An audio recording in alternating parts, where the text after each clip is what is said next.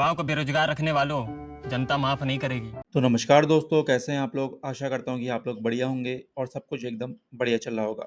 दोस्तों, बस कुछ ही दिन बाकी हैं एसबीआई क्लर्क प्रीलिम्स के लिए और मैं जानता हूँ आप सबके माइंड में अभी टेंशन, प्रेशर और थोड़ी-सी एंग्जायटी चल रही है।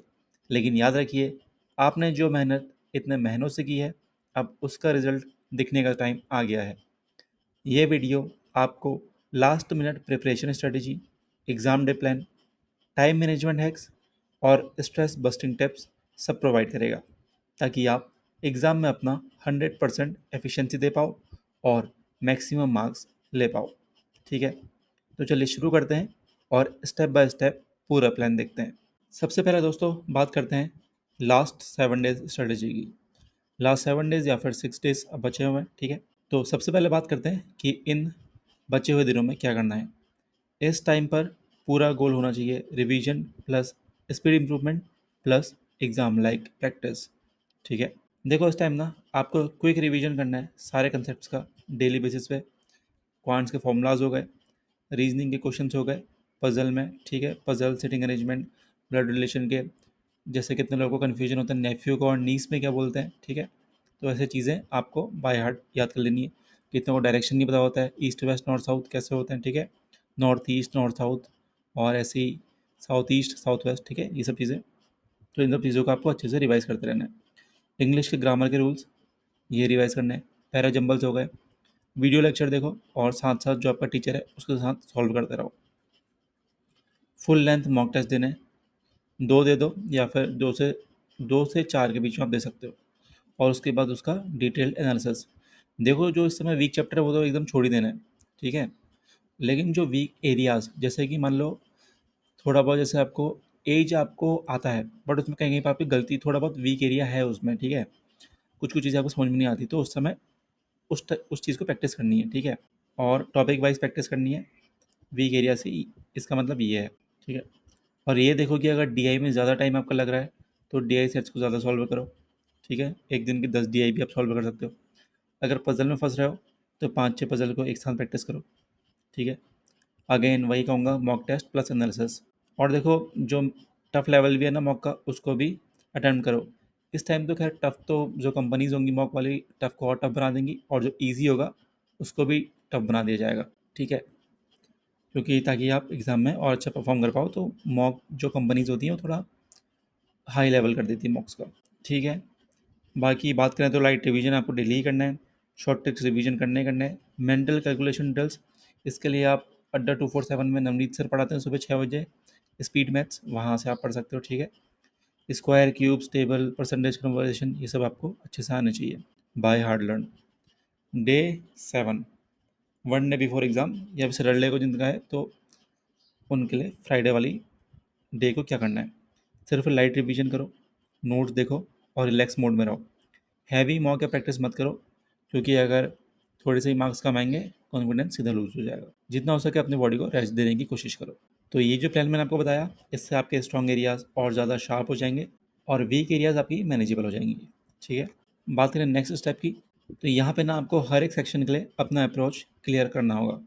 ठीक है, बात करें क्वांट्स की तो सबसे पहले आपको जो अटैम्प्ट करना है वो है सिंप्लीफिकेशन, अप्रॉक्सीमेशन, नंबर सीरीज और क्वाड्रेटिक इक्वेशन। ठीक है, ये आपके अराउंड 15 मार्क्स को सिक्योर कर देगा ईजिली। उसके बाद देखो ये अब अपनी अपनी चॉइसेस हैं, किसी को डीआई ज़्यादा इजी लगती है, किसी को अरिथमेटिक ज़्यादा इजी लगती है। तो आप ये अपने हिसाब से चूज़ कर लो कि अरिथमेटिक करोगे डीआई।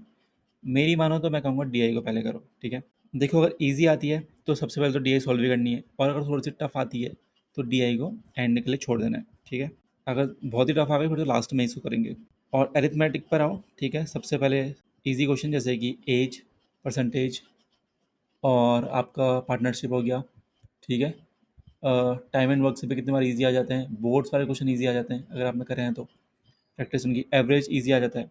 ठीक है, तो गोल रखो अपना 25+ अटैम्प्ट्स का। ठीक है, विद 90% प्लस एक्यूरेसी। ठीक हो गया। बात करें रीजनिंग की तो देखो यार यहाँ भी दो चीज़ें हैं, आप इजी टॉपिक्स भी पहले तो उठा सकते हो जैसे कि सिलॉग, inequality, blood relation, direction, distance. ठीक है, या फिर आप पजल को भी पहले कर सकते हो और फिर कोडिंग डिकोडिंग। ठीक है, ये चीज़ें आप पहले कर सकते हो, ये अब आपके ऊपर है कि आपने क्या प्रैक्टिस करी है अभी तक उससे रिलेटेड। ठीक है, देखो अब क्लर्क का पेपर है तो इतना टफ तो आएगा नहीं, पजल या फिर सिटिंग अरेंजमेंट, ठीक है। थोड़ी सी कन्फ्यूजिंग हो सकती है, हल्की सी। जहाँ पर आपको हो सकता है 2 मिनट लगे, वहाँ पर हल्का सा 3 मिनट लग सकता है, अगर इतनी टफ आई तो, ठीक है। बाकी उससे ज़्यादा टफ तो नहीं आएगी। और थोड़ी टफ आ जा रही है, आपने 2-3 बार ट्राई कर लिया, नहीं बन रहा है, तो उसको छोड़ने में हेजिटेशन मत रखो, क्योंकि टाइम वेस्ट हो सकता है, ठीक है। गोल रखो 28 to 30 items with good accuracy. बात करें इंग्लिश की, तो सबसे पहले वही उठाओ, fill in the blanks, error spotting. Error spotting भी अगर आप श्योर हो तभी उठाओ, ठीक है। फ्रेज रिप्लेसमेंट उठा लो, पैरा जंबल। पैरा जंबल भी कितनों का कन्फ्यूजन होता है, तो पैरा जंबल भी आप लास्ट के लिए छोड़ सकते हो। ये कुछ जैसे शॉर्ट शॉर्ट क्वेश्चन होते हैं और फास्ट भी होते हैं, ठीक है, जिससे आपको अच्छे मार्क्स आप पहले सिक्योर कर लोगे।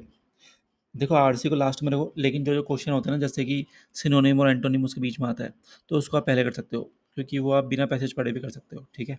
और बाकी जो घुमा फिरा के क्वेश्चन आते हैं आरसी में, वो तो हमें लास्ट में ही करनी है। तो गोल इसमें भी वही रखो यार, 23 से 26 के बीच में रखो, विद 80 to 90% एक्यूरेसी। और आपकी इंग्लिश थोड़ा ज़्यादा अच्छी है तो 26 प्लस का इसको अटैम्प्ट करके आना, ठीक है। मूव ऑन करें नेक्स्ट पॉइंट में, जो कि mock test plus analysis routine. देखो मॉक टेस्ट ना आपके लास्ट मिनट प्रिपरेशन का हार्ड है। हर मॉक टेस्ट के बाद ये 3 स्टेप्स फॉलो करो। सबसे पहले एक्यूरेसी चेक करो, देखो कौन से क्वेश्चन गलत हुए और क्यों हुए। आइडेंटिफाई करो टाइम ट्रैप्स को, कौन से क्वेश्चन में टाइम वेस्ट हुआ, क्या वो पजल टफ था या फिर डीआई लेंदी थी, ठीक है, या फिर अरिथमेटिक में कुछ और ज़्यादा शॉर्ट हो सकता था। इम्प्रूव क्या करना है, नेक्स्ट डे उसी टाइप के क्वेश्चन का प्रैक्टिस सेट सॉल्व करो, ताकि वो आपका वीक पॉइंट ना रहे। अब एक छोटा सा टिप देता हूँ, मॉक टेस्ट को ना रियल टाइम इन्वायरमेंट में दो, फ़ोन साइड में रखो, डिस्टर्बेंस ज़ीरो रखो और टाइमर सेट करो, ठीक है। बात करें नेक्स्ट पॉइंट की, जो कि हमारा टाइम मैनेजमेंट फॉर्मूला, ठीक है। एसबीआई में हर सेक्शन के लिए आपको 20-20 मिनट मिलते हैं, तो एक प्रॉपर फॉर्मूला फॉलो करो। क्वांट्स में देखो, सबसे पहले स्पीड मैथ्स मैंने आपको बता दिया, फिर इजी अरिथमेटिक या फिर इजी डीआई, और लास्ट में आपको टफ डीआई पहले, फिर उसके बाद, क्योंकि थोड़ा बहुत तो आप बना ही लोगे, ठीक है, और टफ अरिथमेटिक सबसे लास्ट में, ठीक हो गया। रीजनिंग में आप वही स्विच कर सकते हो, इजी क्वेश्चन या फिर इजी पजल में, ठीक है। बाकी के जो क्वेश्चन बचे वो लास्ट में, लेकिन आपको दोस्तों स्पीड बहुत खतरनाक चाहिए होगी इसमें, ठीक है। इंग्लिश लैंग्वेज में जैसा कि मैंने बताया, पहले grammar and vocab question. Grammar अगर नहीं है तो आप उसको लास्ट में भी कर सकते हो, ठीक है, और लास्ट में आरसी जो घुमा फिरा के आते हैं। तो ये चीज़ें हैं जो आपको ध्यान में रखनी है। ये टाइम एलोकेशन आपको इंश्योर करेगा कि आप मैक्सिमम क्वेश्चंस अटैम्प्ट कर पा रहे हो बिना पैनिक करे। बात करें स्टेप नंबर 5 की, जो कि है एग्जाम डे चेकलिस्ट। तो एग्ज़ाम के दिन आपको मेंटली और फिजिकली रेडी रहना है। एडमिट कार्ड और वैलिड आईडी फ़ोटो रात को ही रेडी कर लो, 1-2 दिन पहले से रेडी करके रख लो वैसे तो, ठीक है। और सेंटर का लोकेशन चेक कर लो पहले से, लास्ट मोमेंट में रश ना हो सके तो एक दिन पहले ही वहाँ विज़िट करके आ जाओ। 7-8 घंटे की प्रॉपर स्लीप लो, लाइट ब्रेकफास्ट खाओ, हैवी ऑयली फूड अवॉइड करो, ठीक है। एग्ज़ाम सेंटर पे थोड़ा अर्ली पहुँचो ताकि टेंशन ना हो, ठीक हो गया। बात करें स्टेप 6 की, तो एग्ज़ाम हॉल में आपको काम रहना है। पहले के 1-2 मिनट में अपनी ब्रीदिंग नॉर्मलाइज करो, एंजाइटी को कंट्रोल करो। जो क्वेश्चन नहीं आता उसके लिए स्ट्रेस मत लो, बस स्किप करके आगे बढ़ो। अपने स्ट्रॉन्ग सेक्शन से स्टार्ट करो, ठीक है, जिसमें आप कॉन्फिडेंट हो कि यहाँ से सबसे पहले मार्क्स आ जाएंगे, उसको शुरू करो ताकि आपका रिदम सेट हो जाए। अपने एक्यूरेसी पे फोकस करो, रैंडम क्वेश्चन गैस करने से बचो, gas will bring negative marking, ठीक है। तो दोस्तों स्टेप 7, मोटिवेशन एंड क्लोजिंग। दोस्तों एग्ज़ाम एक दिन का होता है, लेकिन आपने इसके लिए महीनों तक मेहनत की है। बस ये याद रखो, आप जितनी प्रैक्टिस कर चुके हो वो आपके मार्क्स में रिफ्लेक्ट होगी। अपने आप पर ट्रस्ट रखो, प्रेशर में भी शांति बनाए रखो और अपना बेस्ट अटेम्प्ट दो। आपके लिए मेरी तरफ से बेस्ट विशेस। आप ज़रूर एसबीआई क्लर्क में अपनी सीट सिक्योर करोगे। अगर ये वीडियो आपको हेल्पफुल लगा हो तो लाइक करिए, अपने दोस्तों को शेयर कीजिए और कमेंट में लिखिए I am ready for SBI clerk. चलो अब जाओ अपनी प्रिपरेशन का लास्ट बूस्ट दो, ठीक है। सक्सेस आपके कदम चूमेगी।